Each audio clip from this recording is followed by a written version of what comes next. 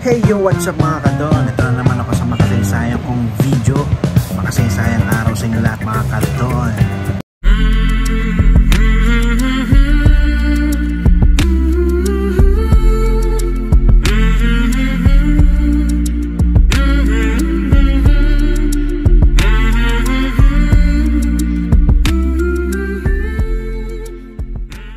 Meron lang ako share sa inyo mga kadon. So sa mga subscribers ko dyan since day 1, ayan, so alam nyo naman kung ano yung content ko, kung ano yung mga videos na ginagawa ko.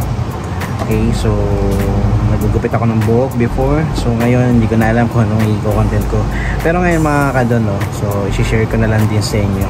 Ito, meron kasi akong clipper before na Ubitor. So nung nireview ko siya, maraming nakapanood, maraming bumili, at after nun meron pa akong binili isang clipper. So yung Ubitor ko kasi mga kadon ay wala na, so sira na. So hindi ko alam kung natapon ko na siya or kung saan ko lang naitabi. So wala na talaga siya, hindi na siya gumagana.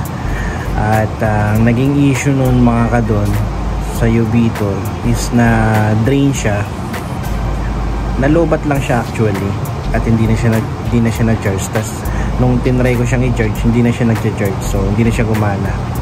Yun, totally dead na talaga siya.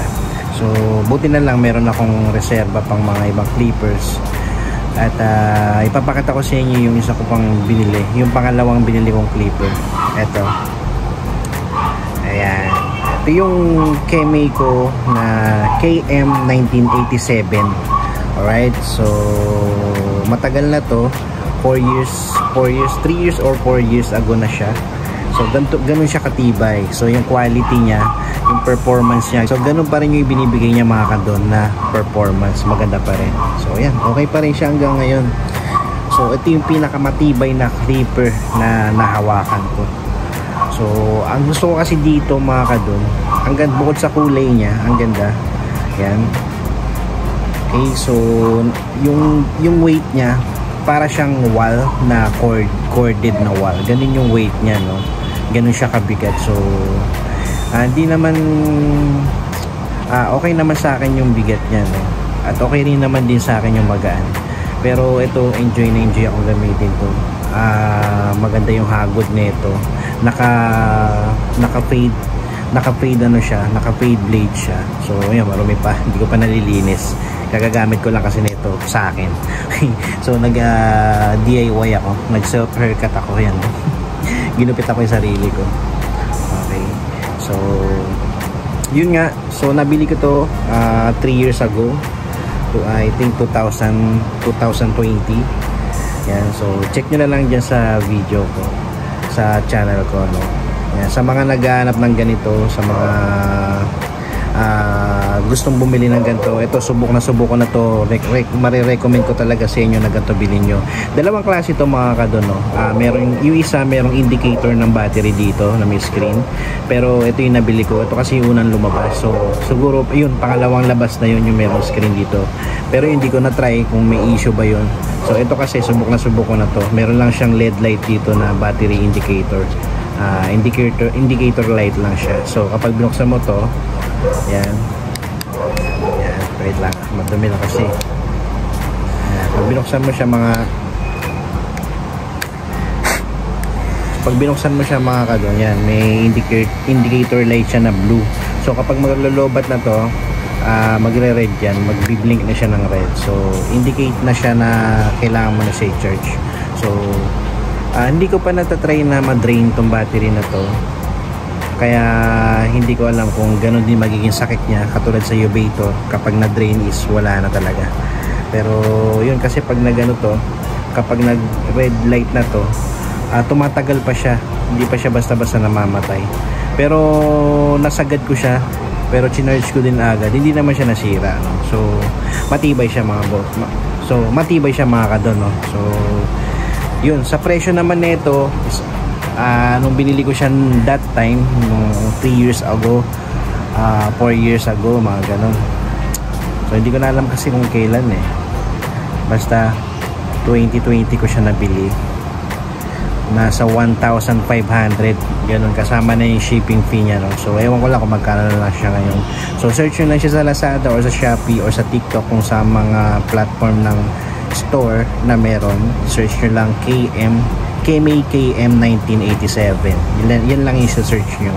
So hanapin nyo lang to, yung wala siyang battery meter, yan, yung may light indicator lang. Okay, so hindi ko kasi sure kung pareho din ng quality yung sa may indicator dito na screen Okay, so syempre nagkukonsumo rin ng battery yung may indicator. Ito kasi LED light lang na kapiraso, kaya matagal. Sa pa yun mga kadon, matagal siya gamitin. Ang tagal kong nagagamit to. Kapag chinerge siya ng fully charged, ang dami kong nagugupitan bago siya malobat. Ganun siya kaganda. Okay, so sa battery health neto maganda. Okay, so matagal na siya pero ganun pa rin yung quality ng battery niya. Hindi pa rin siya madali malobat. Ganun pa rin, marami pa rin ako nagugupitan. Tapos yun nga, yung sa build quality niya, napakaganda pa rin ito mga kadon. Yan. So yan, sa mga nagbabalak dyan, sa mga naghahanap dyan, syempre yung iba sa inyo, sa mga nagbabalak bumili ng clipper, naghahanap kayo ng cheaper pero quality. So ito na yung isa sa masasuggest ko sa inyo, KMAKM 1987. Alright, so yung mga kadon, yan, so pinakita ko lang din sa inyo. Tapos ito pa, halos kasabayan lang din yan, itong paid shaver ko. Yan, shaver na KMA. Yan, matibay din to. Ang model name nito is KM3382. Yan, search nyo rin sa mga nag-aanap dyan ng ng shaver. Ito, marirecommend ko sa inyo kasi hanggang ngayon good pa to. Yan, maganda rin. Alright, so yun, that's it mga kadon, sa mga hindi pa nakasubscribe dyan, mag-subscribe na kayo. Pindutin nyo lang yung red subscribe button tsaka yung notification bell para updated kayo sa upload ko. Okay, so yan, inoobserba ko kasi itong channel ko mga kadon. So medyo deads na siya. I think is deads na talaga, parang shadow ban na siya. Hindi ko alam, hindi naman ako naniniwala sa shadow ban, pero syempre dumadaan yung panahon. Siyempre yung mga tao nag-iiba ng cellphone, nag-iiba ng Gmail.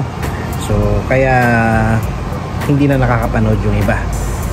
So sa mga nakaalala pa sa akin yan. So comment lang kayo dyan, comment down below kung gusto nyo magpa-shoutout. Lagay nyo yung pangalan nyo, taga saan kayo para mag-shoutout ko kayo. Tsaka comment lang din kayo dyan kung anong gusto nyo content. Yan. So hindi ko rin kasi alam kung ano yung i-content ko. So this time pinakita ko sa inyo yung ginagamit kong clipper. Naggugupit pa rin ako mga kadon, pero hindi na ako naggugupit sa salon, sa barbershop, hindi na. Nagsa-service na lang ako. Home service na lang yung trabaho ko ngayon. And then nagbablog na lang din. So yun na lang yung pinagkakakita ko ngayon. Kaya hiningi ko yung tulong ko sa simpleng subscribe at share ng video ko. Yan. So that's it mga kadon. Maraming salamat.